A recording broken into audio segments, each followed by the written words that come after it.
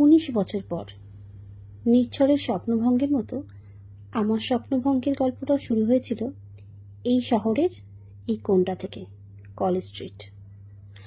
আমার চেনা শহরটা আমার ব্যর্থতার ইতিহাস লিখেছিল। কি ভেবেছিলাম আর আজ কি হয়েছি। আমার সময়কার ছেলে মেয়েদের কাছে ক্যালকাটা ইউনিভার্সিটি একটা নস্টালজিয়া। শারীরিক অসুস্থতার কারণে পড়াশোনাকে কিছুদিনের জন্য অসমাপ্ত রেখে চলে আসতে হয়।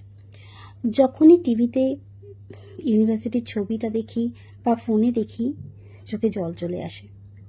ভিতরকার বুভুক্ষ মানুষটা কোথাও যেন জেগে ওঠে। ভেবেছিলাম কোনো দিনও যাব না ওই দিক দিয়ে, যদিও বা যাই চোখ বন্ধ করে। কিন্তু ছেলের বই কিনতে যাওয়ার তাগিদে আজ আমরা তিনজনেই বেরিয়ে পড়লাম। হাতের সামনে এত বই প্রথমবার দেখে আমার ছেলে তো ভীষণ আপ্লুত। সেই সারি সারি বইয়ের পুরনো দোকান একই রকম আছে আজও। দোকানের পাশ দিয়ে গল্প করতে করতে হেঁটে যাওয়া, কলেজ স্কোয়ার, ফুচকা। আর জানো তো, আমরা বাংলা ডিপার্টমেন্টের ছেলে মেয়েরা ফুচকাওয়ালার ওই যে ধনে পাতাটা থাকে, ওই পাতাটাকে বলতাম অসভ্য পাতা। কি না হাসাহাসি করতাম এই বিষয়টা নিয়ে। ক্লাস চলাকালীন খাতার পিছনে আঁকিবুকি কেটে কথা বলা, সেসব দিনগুলো কখনো ভোলার নয়। এ শহর ব্যর্থতার ইতিহাস লেখে, আর আমিও ওই ব্যর্থদের দলেই পড়ে গেলাম। কি স্বপ্ন ছিল আর এখন কি হয়েছি। অবশেষে এক গাদা বই কিনে ছেলেকে ইউনিভার্সিটির গেটটা দেখিয়ে বাড়ি ফিরলাম। এখনো এক অদ্ভুত রকম নস্টালজিয়া কাজ করছে আমার মধ্যে।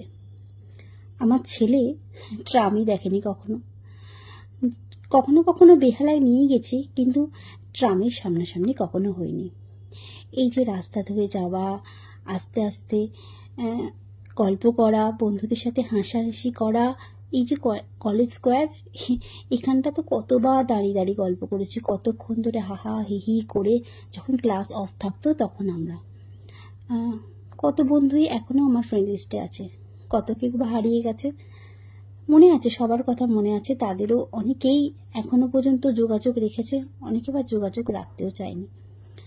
আসলে সময় আর পরিস্থিতির সাথে আমরা সবাই সবাইকে মানিয়ে নিই, তাই হয়তো ইচ্ছা থাকলেও কখনো ওই রকমভাবে যোগাযোগ রাখা যায় না।